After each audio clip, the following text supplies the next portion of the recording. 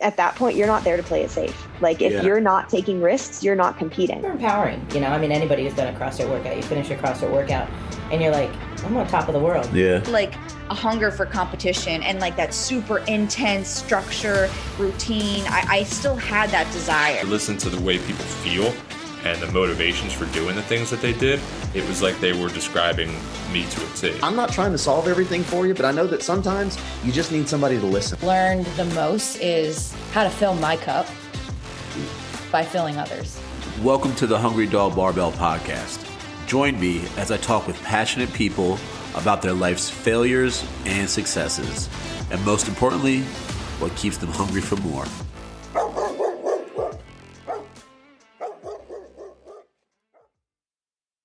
I specifically remember being in level 4. So I was, 8 or 9 years old.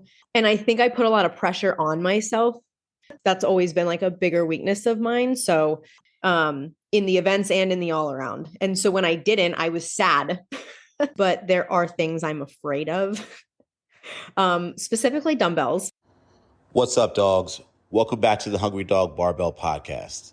This week, I'm joined by Selena Swanger, former collegiate gymnast and current competitive CrossFit athlete. We sit down to talk about the upcoming 2024 CrossFit Games season with some changes to the Open and also the quarterfinals. From there, we also talk about how Selena got her start in CrossFit and coming back from a season-ending hip surgery that she had in 2023. What are you focusing on right now in your training? Like, what did you do this week? So far this week, still touching on strength stuff. That's always been like a bigger weakness of mine. So kind of over the summer, that was the main focus. So still kind of keeping touch on that, but then this week and, the past couple weeks has been focus on Metcons and, doing the workouts that aren't fun as far as, interval stuff and trying to move from one movement to the next and, go right into it. And, you're not breaking, not breathing, like the stuff that's not enjoyable. For sure. So very high intensity stuff right now. Doing workouts that are very like open, like feel. Hate that feeling. Yeah. So it's been, I get more nervous now, even just going into training, because I know that they're going to be workouts that like don't feel good. Yeah. I was just talking about that with Jeff the other day, that literally there's just workouts that there's no way around it. There's no strategy. It's just going to hurt. If you're doing it correctly, it's just going to hurt. Yep. So I made the post last night about the Open. What would be your like dream Open workout, or maybe what was your favorite Open? Actually, let's put them separate. First, what would be your dream Open workout? Like your favorite things you could put together? So favorite things would definitely be like a progression of like pull up, chest to bar muscle up, which they have done. I like that. But then they also incorporate into those workouts things I don't like. So I could pick, it would be like a progression from pull up to chest to bar muscle up, and then probably something like box jump overs, or double unders, and maybe like a heavy deadlift or something. And maybe throw in like a handstand walk. Like that would be perfect for me. Bro, I'm out. Put that into the third week for me. I like the beginning of it. Like, do you remember that year? And Jeff was like kind of talking about it. He put double unders in it. The year that they did chest to bar and squat snatches, like, and the weights went up, the reps went down, and I think the chest to bar reps went up. Dude, like, please give us that again. That was so much fun. I know. I liked. There was another one too that was. I think it was toes to bar, double unders, and squat cleans. Ooh, I like that. Yeah. And you had like a window to get like this done in. And then if you completed it, then you could move to the next window, and the weights. Those are the best. Those are the best Open workouts. Like give us 3 of those, like earn the right to keep moving on. That's the best. I like those a lot. Yeah, so I feel like you kind of answered it, but like, what was your favorite Open workout or one that sticks out to you besides that one? So I was actually, oddly enough, just looking through my Instagram the other day and looking at some of my Open posts from previous years.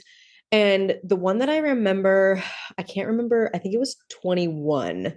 And it had I think it was toes to bar, chest to bar, bar muscle ups. And then it was front squats and thrusters. And then after that, you had to test that complex. Oh, I like that one. Yeah. I did like that one. I didn't like the complex after because at the time, like, not only was strength a weakness, but strength when tired was even more of a weakness. Yeah.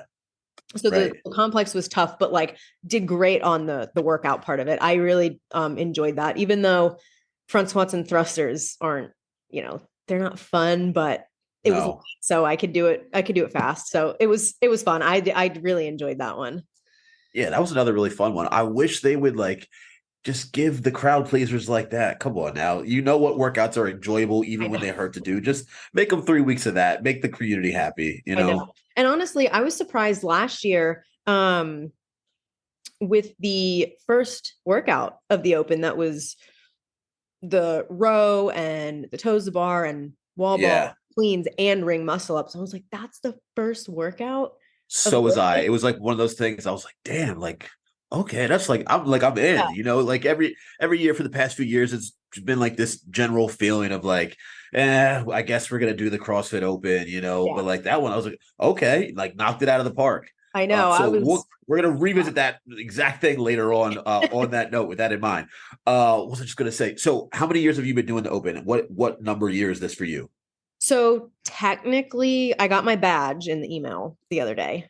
Technically, it's 6. But I did do the Open in 2017. I didn't actually sign up for it. I was still competing in gymnastics. So I only did like 2 weeks of it, I think. And that's when it was like 5 weeks. Just with season and everything, it was literally during our competition season. So I needed to make sure that I was doing what I needed to do for gymnastics. Right. So I did like kind of participate in 2017. And then I feel like there was another year that I didn't sign up because I think I was dealing with an injury. So I didn't want to sign up because it was just kind of, like, why would I do it? Right. I wasn't like pushing for anything. So I think in total it's been 8 years, but like officially signed up, I think it's 6. So yeah, that's where in we're the past few years, it's got convoluted too because we had the COVID year and we had the year that they had 2 of them. Yes, like one in February, one in October. That's the year too that my hip really started bothering me. So I didn't do either Open in 2020. Yeah. So that's the second one really sucked. That was the one you probably would have liked this though. That was the one that they had a workout that was choose your own adventure. And it was ring muscle ups, wall balls, and calorie row. Break it up however you want. And you know that, like, with that in the Open, it really just matters. If you have the capacity to finish the row weight and the wall balls, it really just matters how fast you can get the ring muscle ups done or how many of them you could get, Yeah, that's cool. So that was a fun one. Yeah. Yeah. I was like, I was bullshitting through the row and the wall ball. I was like, all right, as long as I get like a couple muscle ups, like I'm going to jump so many spots on the leaderboard. It doesn't really matter. You know? I know. And same with the one last year with the ring muscle ups. If I could just get like some, like I'll be good. Yeah. Yeah. That workout fucked me up. I won't go into that, but that like got me a lot worse than I thought it was going to though. Like I underestimated that. And that was a bad idea because I tried to redo it, 2 days later, and I got like 10 cleans and I was like, I'm done. And I just stopped because it was to the point where I was like, why am I doing this again? I don't feel good and I don't think I'm going to beat my score. So like, I'm just done. And then I just stopped and was like, whatever. I was going to move on, but do you redo workouts and like, what's your mindset on that? So this is something I'm trying to avoid this year. Because I have redone workouts, not every single one, but especially like a gymnastics one where it's a skill I'm really good at. So yeah, if I do it and I'm like, what was I doing? Like I should have done better than that. I will redo it. And I think I put a lot of pressure on myself for the gymnastics workouts. And I'm like, okay, like I should break this up and I'm going to do it like this, or maybe I'll do it unbroken. And I'm like, when I just do gymnastics workouts, like at the gym, I usually just go for unbroken because I know that I can, and I usually end up fine, but I like overanalyze it for the Open because I want it to be perfect. Because it is something I'm so good at. So I have redone gymnastics workouts because I'm like, I know I can do better. And then I usually do. I usually do better. But I'm trying to avoid that this year. That's like one of my goals is to like just put out on every single workout so I don't have to do that. Right. Like just go give it your all, one and done, and like be able to move on. Yep. It's hard. So many people struggle with that aspect of the CrossFit Open. It's like unavoidable now. You have to find your process to work through that, you know? Mm-hmm. And honestly, looking at the past few years of programming, I feel like they're trying to remove any one workout being like a gymnastics workout or a weightlifting workout where like this group of people is going to go knock this out of the park. You know, they want to try to change that. Like last year, the muscle ups, I mean, it was a repeat workout, but the muscle ups were at the end of it, you know, and you had toes to bar. There wasn't that many, you know, like people did singles and made it through those toes to bar. And then the second workout with the burpee pull ups. I mean, I couldn't stand that workout. I thought it was the dumbest programming ever, but we won't even trash that. Tell me now, how did you get into CrossFit? Like you were in college still doing gymnastics. What made you walk into a CrossFit gym? So my gymnastics coach from my home gym got into it while I was still in high school. And she would come in, she would talk about it all the time. And I was like, that's pretty cool. And so I kind of like saw her get into it. And she was a Penn State gymnast. So she, you know, did the gymnastics thing. And I think that was kind of her outlet from, you know, not doing gymnastics anymore. And so through those years, didn't really get into it, but she kind of incorporated types of CrossFit style conditioning into our gymnastics conditioning, which I thought was cool. They got to put that in the dictionary, CrossFit like, because how many of us have said that we did that before we did CrossFit? I was doing CrossFit like. That's so funny. Yes. And it was like, you know, it was just like so many rounds of, and it was all body weight movement. Like we didn't like throw weight in there, you know, whatever. But so then in college, I guess it was probably my junior year. I really wanted to get into it. So I had one of my teammates come with me and we went to CrossFit Westchester in the fall of 2015 and did our on-ramp. And that's kind of how that started. And do you remember what it was that made you like want to really do it at that time? Like what was the last catalyst?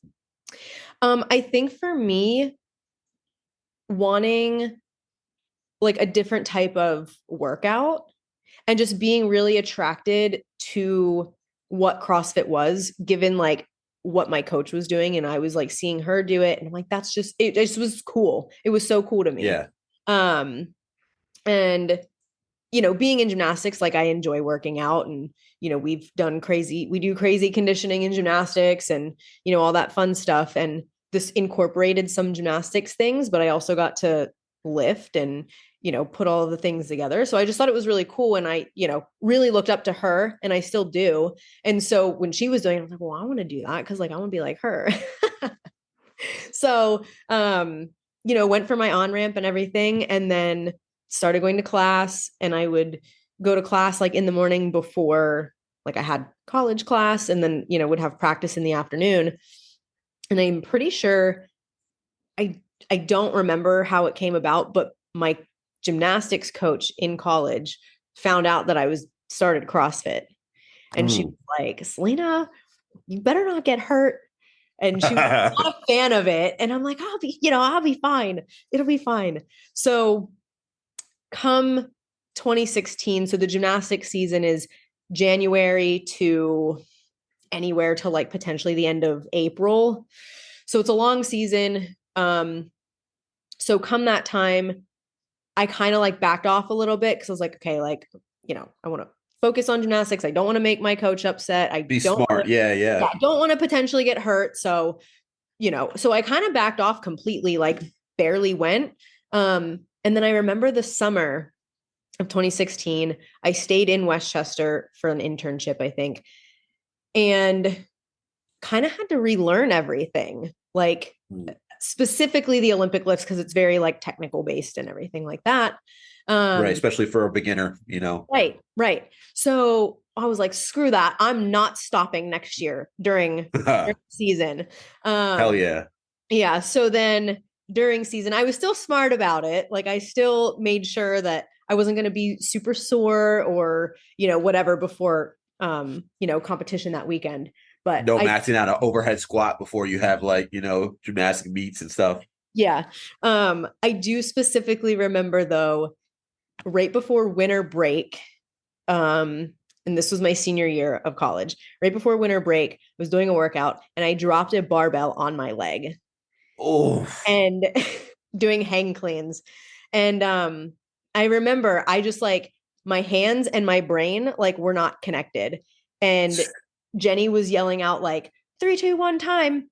I'm like, I can get another one in. But then my brain was like, no, time. And so my hands let go, but I went to do another one and it just fell right on my leg. And the bruise was horrendous. So luckily it was literally the day I was going home. So my coach didn't see it. And then I was home for 2.5 weeks for winter break. And when we got back, the bruise was gone, but it still hurt. So I went to my trainers and I was like, so I did this and I feel this hard spot from the bruising. And I needed them to do the stim and ultrasound on it to help get rid of that calcification. Yeah. Oh, never told my coach though. Oh, thank God. Yeah. Don't let her, I'm going to edit that part out. Don't let her listen to this.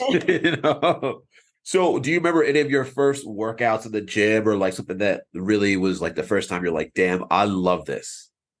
Oh, that's tough. I do remember getting into CrossFit. So 2017 after gymnastics season is when I really took off and was I'm going to go every day. I'm going to be there for 5 hours because I was wanted to do it. Right.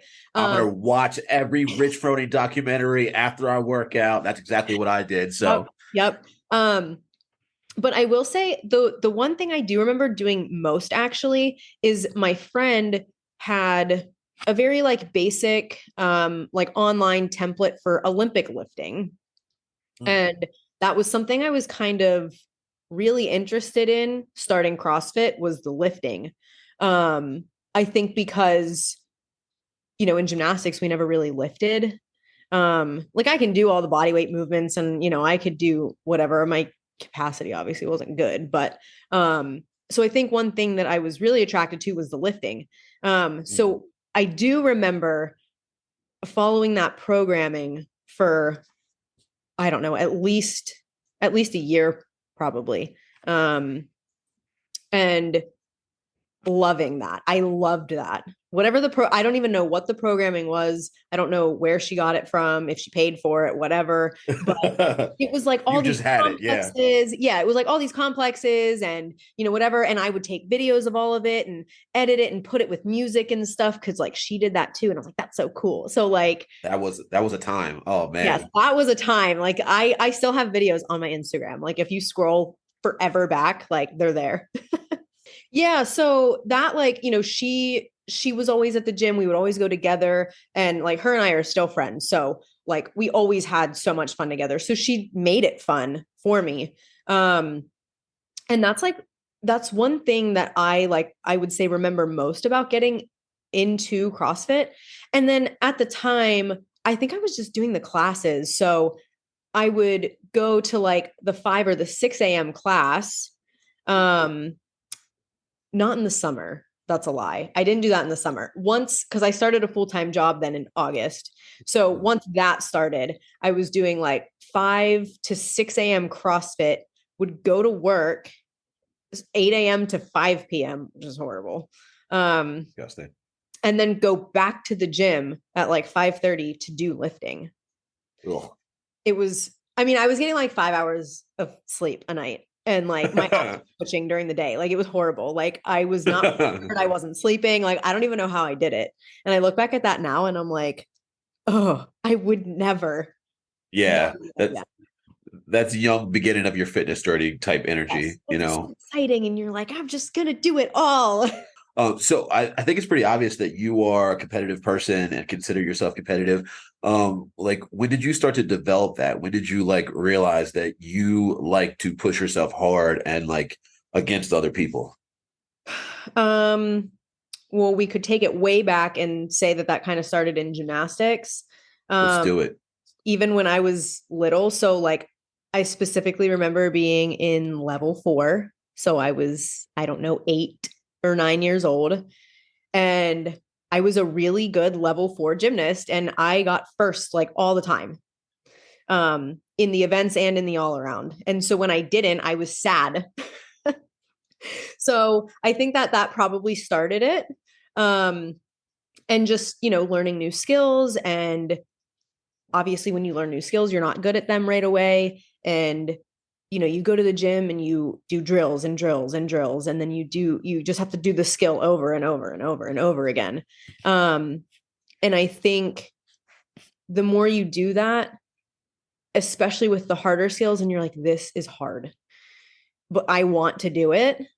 I think that, there was something like inside of me that was like, I will do whatever it takes to get this skill. I will work for it. Yeah. Yeah. Because I wanted to. And I loved it. I, loved gymnastics like the whole time that I did it. And there were also times where I would have to be kind of like competitive with myself even, especially on the beam, because I didn't have like huge mental blocks, but there were some mental things with going backwards that like freaked me out. And it was specifically the connection skill. I did the backhand spring into like the layout on the beam, and you have to connect it. Like there's no way you can do them as 2 separate skills. So it's called your connection skill. So, my connection skill, I would do the backhand spring and stop. And I like wouldn't do the layout. So I would stop. And, obviously the coach was, you can't do that. Like you're going to stop midair sometime and you're going to fall and you're going to hurt yourself. So for me, something that helped me get over that was having my coach threaten conditioning. I hear that. I'm like, tell me that if I don't go this time, I have to do 15 rope climbs. And they would, and then I would do it. Right. So, and then there were times where I didn't do it and I had to go do 15 rope climbs. And that bummed me out. Like I hated that. And I was so mad at myself that I like let that happen, that like, it only took like once for me to have to do 15 rope climbs for them to like, the next time they threatened it, I definitely went for the skill. Yeah. So I think like that's, being a little bit competitive with myself and, mentally. And then I think with, obviously that carried over into CrossFit, but with CrossFit specifically, just being around it more often, like the more that I was going to the gym and seeing, like gains in certain things and, against other people, I'm like, oh, this is pretty cool. Like I want to beat everybody. Like it was just, you work, just kind of was there. It's like what you said earlier, like you keep working hard and then you see the results of it, Right. like you're able to see it, like not tangibly, but one of the most tangible, intangible things out there, like Glassman said, men will die for points. And when you see your scores and your numbers and your movements and the way you're feeling all going up, you're like, it just doubles down your commitment to work hard, Yeah. And even like, when I look back, like even directly, like, so like in 2021, let's say, I would do an open workout, I would record it. I would come home that day and watch it and like be irritated with like the rest that I was taking. I'm like, why couldn't I have just jumped up like bar and like done a couple more toes to bar? Like you can do toes to bar when you're tired. Like I know you can. And so it's like having conversations like that with myself and like watching videos where I'm like, I know I can do better than that. Like, why was I doing this? Why was I doing that? Are you a perfectionist gymnast? I feel like almost all of them are, but are you one of those? Yeah. I mean, I wouldn't say like to an extreme degree. But yeah, definitely. Like I remember, say we had to do 10 of our connection skill on beam, right? If I did my 10th one, but like, and made it, but like, it wasn't great or I wobbled or something, I would want to do like another. it was like a B+, something like that. Like I'd want to finish on a good one. And honestly, same with like when I do ring muscle ups in a workout, When I get tired, obviously they get harder. And I've kind of strayed away from doing this, which I'm proud of. But if I get really tired, I will do kind of like a not super bad chicken wing, but like I'll kind of like shift a 1-2 my way up there. Yeah. And after the workout's over, I'll jump up and do one more good ring muscle up to like finish on a good one. I love that. I tell that to my athletes all the time, or just people in general. Like, it's good to like make the last one best one, Yeah. one of those type of vibes. Yep. So you were talking about like mental blocks in gymnastics. Do you have anything like that in CrossFit movements or just anywhere in the CrossFit space? I wouldn't necessarily say mental blocks, but there are things I'm afraid of. Specifically dumbbells. I hate them. And I actually just did a workout this week that incorporated gymnastics because my coach knows that I like that. So he tried to incorporate the dumbbells with something that I enjoy. So it was like 2 rounds of 15 pull-ups, 50 double unders, and 10 double dumbbell power clean and jerks. Oof. And then 2 rounds of 15 chest to bar, 50 double unders. And then I think it was it just squat cleans, I think, 10 squat cleans with the dumbbells. And then the last one was 2 rounds of 7 bar muscle ups, 50 double unders. And it was supposed to be 10 squat clean thrusters. I misread it and just did 10 thrusters with the dumbbells. That's much better. But yeah, it was. And I was so scared. I was so scared to do that workout. And I even said to him, I was like, I don't know how to do this workout. Like, he was like, pace, like go slow on the gymnastics and take your time through the double unders and then attack the dumbbells. Yeah. And I did, but even after I was like I didn't believe in myself in that workout. So I think there are movements and there are pieces of equipment that I don't believe in my capabilities necessarily. And so I'll like hold back. But given how that workout went, I was like pretty happy with it. So just going through workouts like that and like allowing that to like boost my confidence in a movement like that. So next time I have a dumbbell, I'll be like, you can do this. Like, you know how it went last time. It's okay. Like, you can do it. And not like afraid to like push. Like, I think I'm afraid to push on a movement like that because I think I'm just going to like die and fall apart. I don't know. Right. Where like movements that are in your wheelhouse, you're like, all right, I could go to absolute failure on this. And then I could take the time afterwards to like mitigate, get back together and go again, Right. Like, I could handstand walk while I'm literally dying. Right. Like, and there's no questions asked about it, but like picking like up that video where you were like too close to the wall and kicked up to the side. That was funny. That made me, had me laughing. Yeah. But then like with a dumbbell, I'm like, I'm really out of breath. I don't even think I can pick this up, but like, that's a lie. You can pick it up. But like in my head, I'm like, that's like scares me.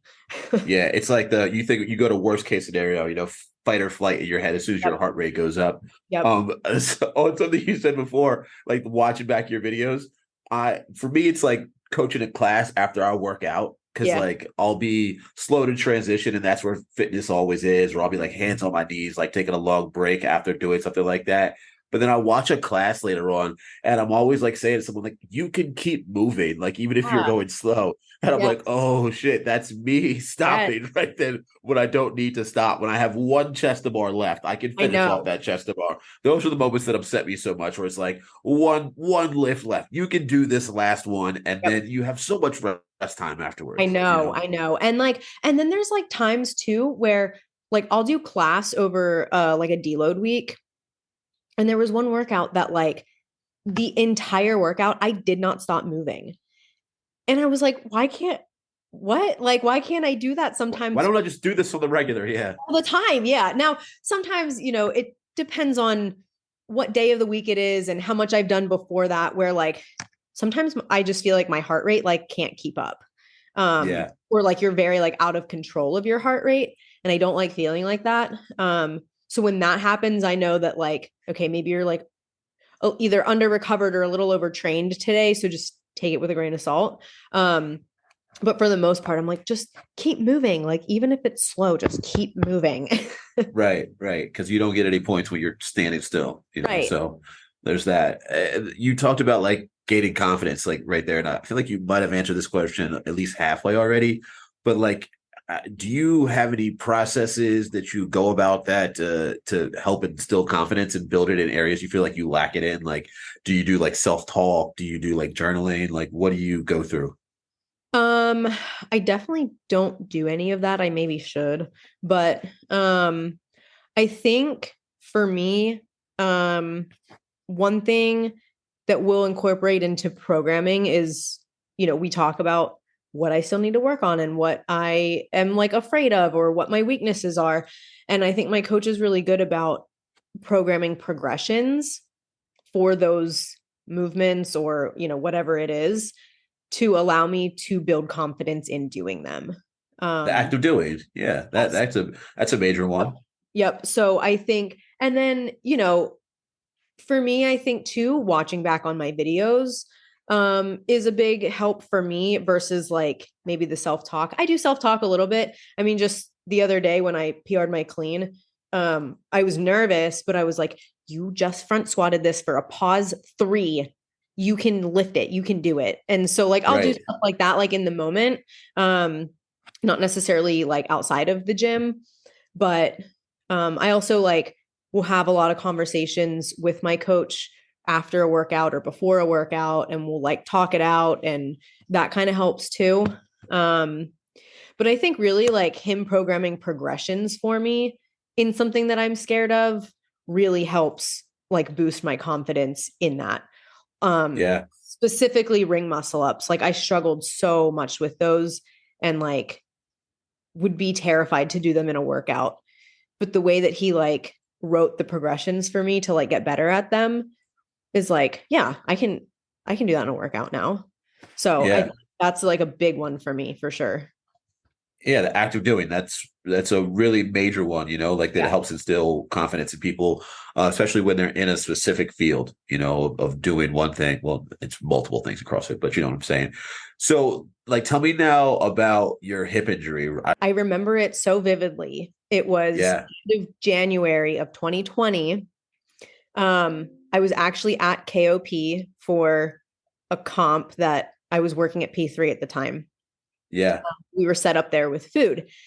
And I remember like getting there and I was like walking around and like all of a sudden I just felt this like sharp pain in my hip. And I was like, what the heck? Like, okay. And I've dealt with aches and pains before. So I was like, probably just tight, whatever.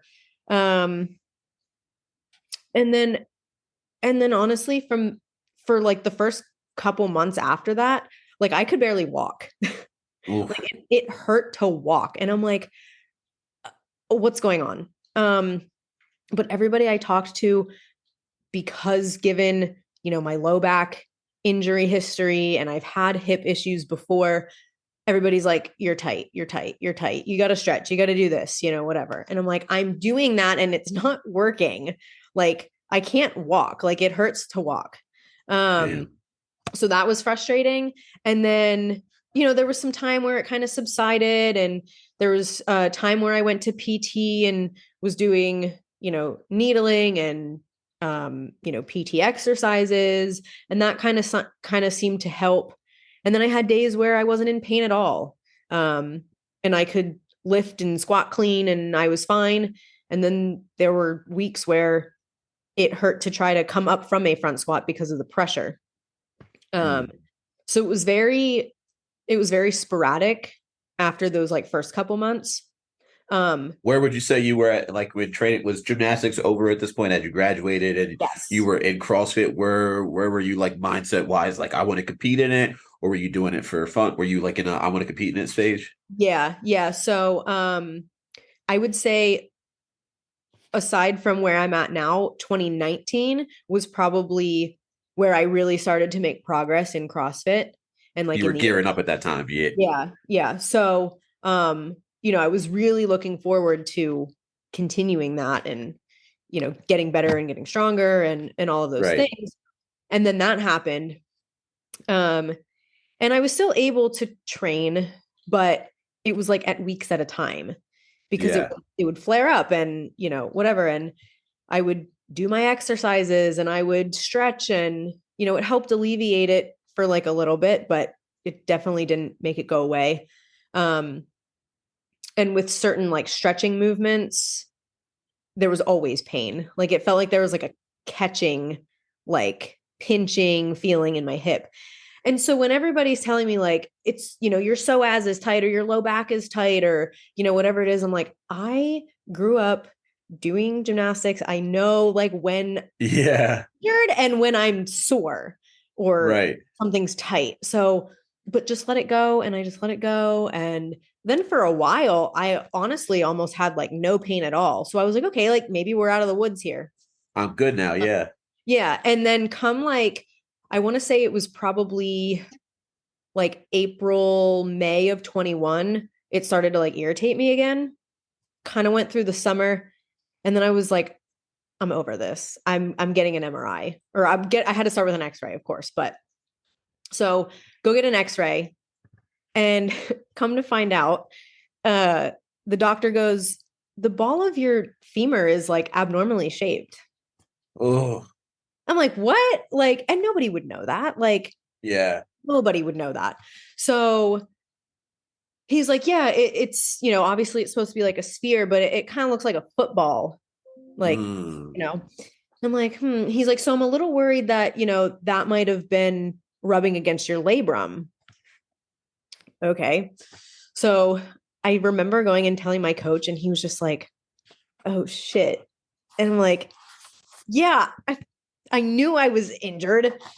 Like I knew it was more than, whatever everybody was saying. So schedule the MRI, has to be with contrast, to love all that good stuff. Go get it read.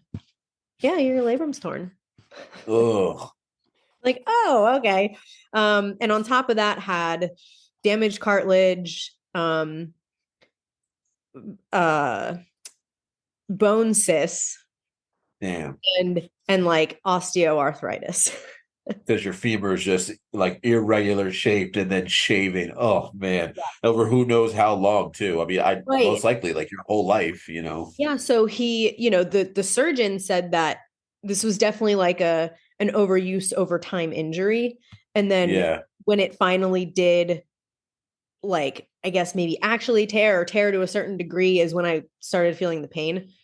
So, I believe, if I remember correctly, I believe I got the MRI read in September and I scheduled my surgery for November. Damn. So it was because at that point I'm like, that's all there is left to do. Yeah. No other options. There's no other options. I'm tired of being in pain. I'm not making gains in the gym because I can't consistently lift. I can't consistently, whatever. So were you like worried at all that there would be like no other side to this? Like that was the end of your athletic journey? Or was it like, I'm going to do this, get better and be right back? Yeah. So I think, I would say I didn't really have doubts. The only thing that made me nervous was he, being the surgeon, didn't know if he would be able to actually fix the tear because of the bone cysts that I had. He was like, if there's too many bone cysts, I like won't have good bone to anchor into to fix the tear. And he was like, what I can do when I'm in there for surgery is at least clean up the damaged cartilage and clean up some of the bone cysts. And that should at least help alleviate a lot of your pain. Yeah. So like day of surgery, he's like, now remember, don't know if I can fix it. I'm like, okay. Right. Here we go. Man. Yeah. So come out of surgery, told me I took it like a champ and told me that he was able to fix it completely. Cleaned up damaged cartilage. He said it looked like a hangnail. So that's cool. Damn, human body's crazy. I know. And like, I have the little like images that they took like while they were in for surgery. So personally, I can't pick out exactly what he was talking about, but the before pictures, like just looks very red and irritated and just not good. And then like the after pictures, it just like looks just like it's fixed. Right. It's crazy. So yeah, so did that. And then, honestly, I was a little, I think, nervous about the recovery. I didn't know how it was going to go. And he even was like, I can't promise that you'll get back to 100% CrossFit, which I think they just have to say. Yeah, for sure. But for me, I'm like, well, I'm healthy and determined. So I think I'll be fine. I'm going to give it my best. That's what's going to happen. Yeah. So I remember the recovery just going like as good as it could have gone. And going for some of my like check-in appointments. And one of them, I had finally gotten like, I wasn't doing air squats, but you stretch the bottom of your squat, right? So I was able to like grab under my toes and get myself to squat the whole way down. And I told him that. And he was like, you're squatting below parallel already?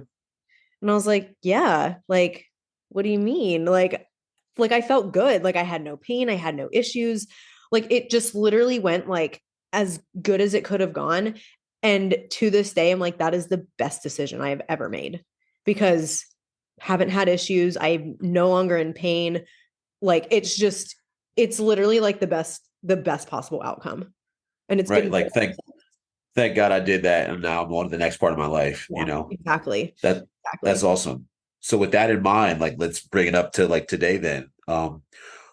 How do you feel about the CrossFit Open, not really even the CrossFit Open, the quarterfinals expanding from 10% to 25? Like, what are your thoughts on that?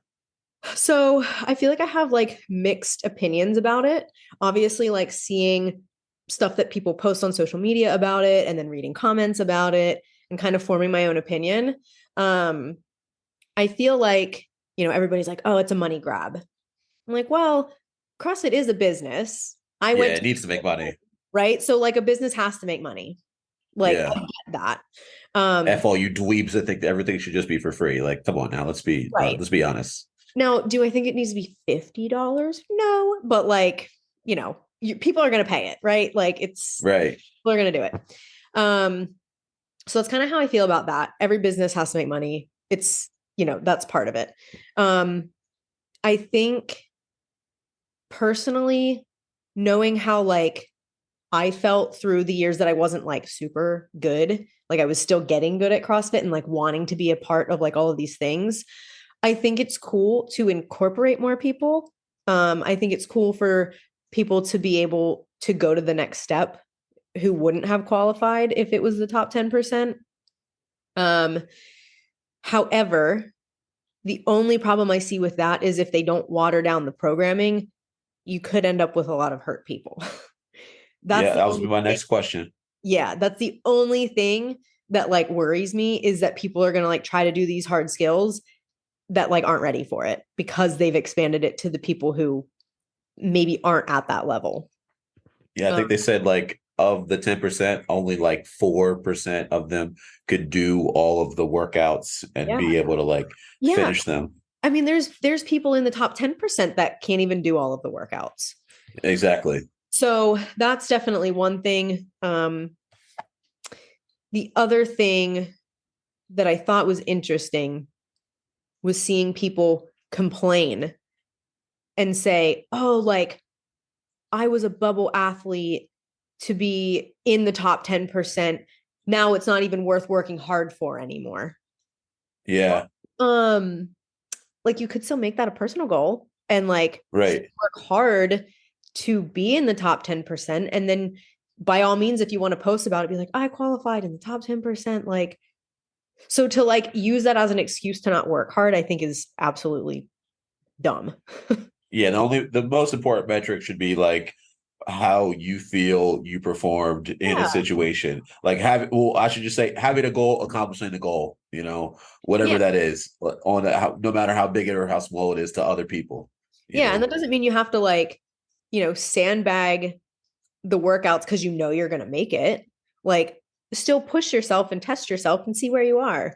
So yeah, if you're not Tia Toomey or somebody, like don't stand back and work out. Like let everyone else go out there and see how fit you are on the leaderboard, or it doesn't really matter, you know? yeah, I know. So that was one thing. I was like reading some comments of people being like so upset that like it doesn't even mean anything anymore. And I'm like, well, you could make it mean something to yourself.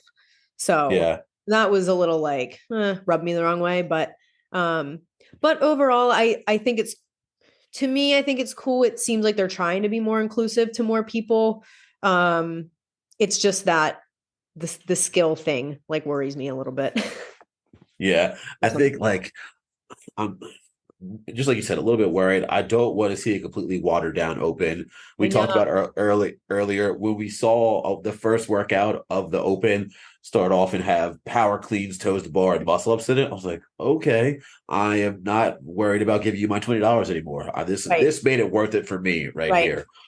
Just to have like a cool workout. I don't want to see that completely go away. I know. I'm curious to see, because they're doing that, like if the programming is going to change, because I feel like, last year with that ring muscle up workout being the first open workout, the year before that, all of the workouts were kind of pretty like mediocre. Yeah, for sure. And so then when jump up with a step down, like, come on, bro. Right. And so then when this came out, I was like, oh, okay. So I'm hoping they don't like revert back to, all of those silly things, but I guess we'll find out in a couple weeks.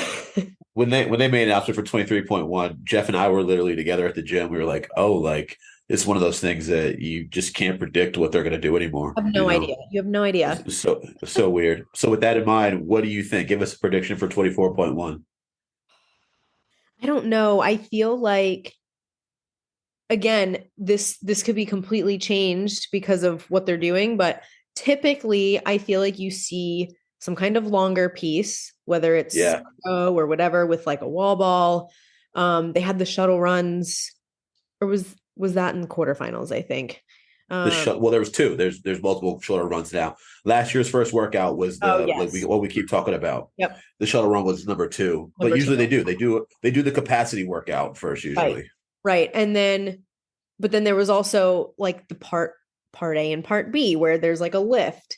And usually gymnastics at the end. Like that's usually, I feel like, the last workout is something that incorporates the gymnastic stuff. So I don't know.